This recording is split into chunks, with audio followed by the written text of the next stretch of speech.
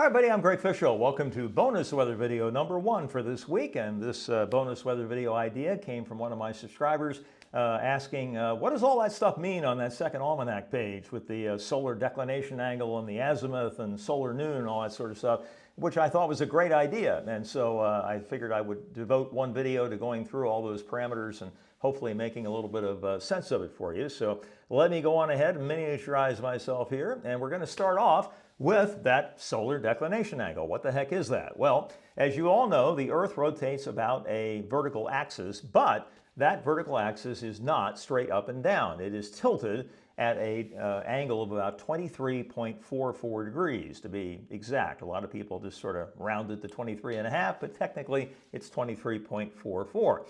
So during the first day of summer, or at the first day of summer, the solar declination angle is 23.4 degrees north because the northern hemisphere on that day is tilted toward the sun, okay? And the southern hemisphere is tilted away from it.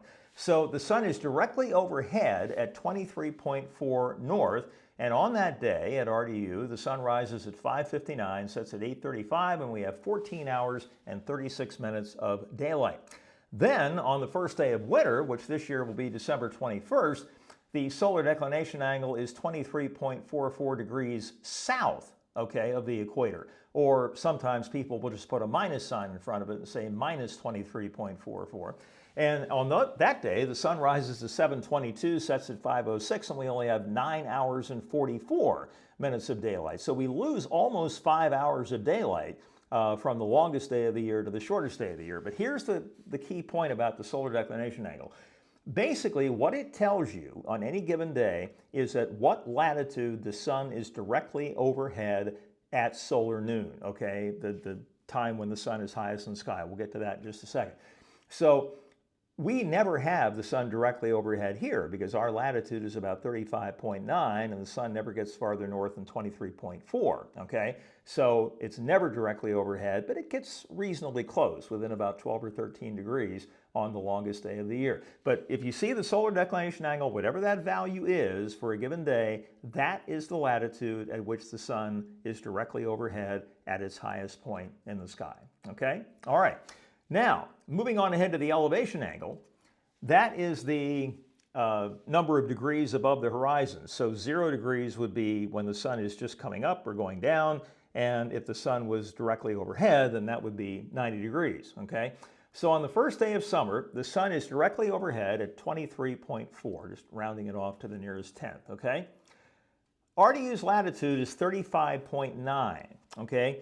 So the difference between those two is 12.5 degrees, okay? But we don't want to know what the amount is from directly overhead to where the sun is. We want to measure that from the horizon to see how high above the horizon it gets. So how do we do that? We simply subtract 12.5 from 90 and we get 77.5 degrees. So on a scale of 0 to 90, on the longest day of the year at RDU, the sun gets to 77.5 degrees above the horizon. Not quite to 90, but, you know, respectively close, okay? Now, and there's the way it looks. That sun is quite high in the sky and the rays are direct. And even though, and you know, a lot of people still don't believe this, but it's true, even though we are farther away from the sun in July and closest to it in January, okay, that doesn't determine whether or not you're hot or cold. It's the angle at which the sun's radiation hits a given latitude, and it is much, much more direct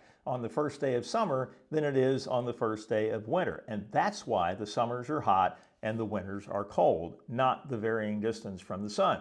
Now, on the first day of winter, the sun is directly overhead at 23.4 south of the equator, and we are at 35.9. So now we have to add the distance from here, RDU, to the equator, and then add to that the amount that the sun is south of the equator. So that would mean 35.9, getting us to the equator, and then another 23.4 on top of that, and that means that the sun is 59.3 degrees from being directly overhead. How do we get that converted to being above the horizon? We subtract that from 90 and we get 30.7. So the sun only gets about a third of the way up the, or off the horizon toward the the highest point, directly overhead. And this is why when you're driving in the wintertime, the sun gets in your way a lot more often than it does in the summer, because the sun angle is always low. It's always about 30 degrees or lower, and so it's really easy for that to sneak into your, through your windshield and blind you, okay? Whereas in the summertime, it's only low in the sky at the beginning and the end of the day. And during the rest of the day, the majority of the day, it's above 30 degrees, all the way up to 77 or 78, and it doesn't get in your way when that happens. So I hope that makes sense, but it's quite a difference from 30 to 77 or 78. And that's what the sun looks like. So instead of it being up here and really beating down almost directly, it's a very shallow angle, and it doesn't do a very good job of heating up the Earth's surface. Okay, now let's move on ahead to the azimuth information here. Now this is the sun's path across the sky at RDU on the 20th of June this year, which was the longest day of the year and the first day of summer, okay? So think of this, that if you're, let's see you're lying down, okay? And if you were to sit up, you would be facing north, okay?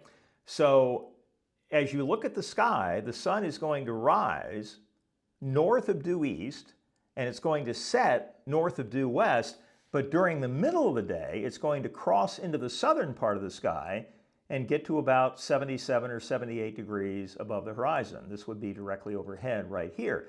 So it's a longer path length, okay? And that's another reason we've got almost 5 additional hours of daylight, another reason why it's hot in the summertime. Okay, so these markers here, and you're probably familiar with the cardinal degrees on a compass. North is either 0 or 360, it's the same thing. And then this is 30, 60, 90, 120, 150, 180. You can split these up any way you want. 210, 240, 270, 300, 330, and back to 360 again. So on June 20th, the azimuth is 60 degrees. That's the position in the sky the sun rises, and then it sets at 300 degrees, okay? So it rises north of due east and sets north of due west. Now, here's the path on the first day of winter. Much shorter path length and much, much lower in the sky. On that day, the azimuth is about 119 degrees, so it's like east-southeast, and it sets at about 241 or west-southwest, okay? So it spends its entire day in the southern part of the sky, okay?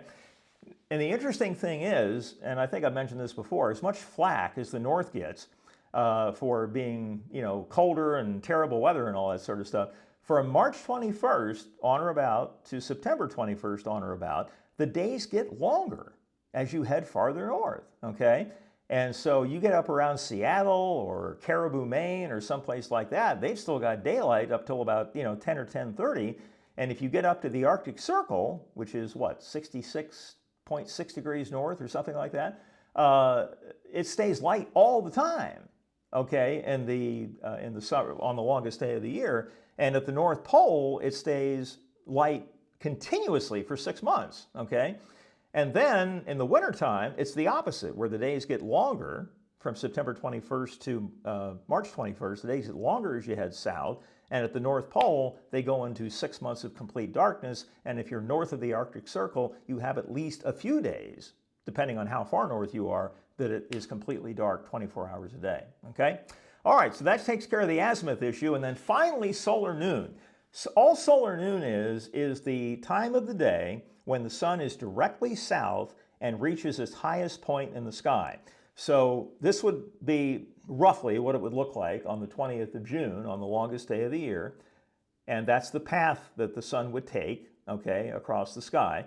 And then on the shortest day of the year, on December 21st, again, a much, much shallower path, if you will, not getting nearly as high in the sky.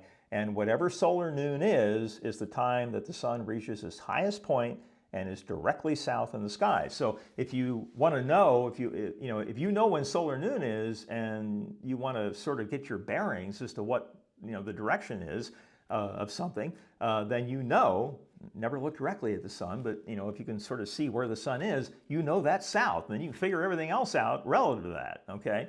It's never going to be exactly noon on our local clock, because there are differences in time zones. Obviously, the sun is rising from the east, and if you're in a given time zone, it's going to come up earlier. If you're in the eastern part of the time zone than you are in the western part of the time zone, and all of that. So all that needs to be taken into account. But the bottom line is, whatever that time is where you are, that's when the sun is highest in the sky and directly south.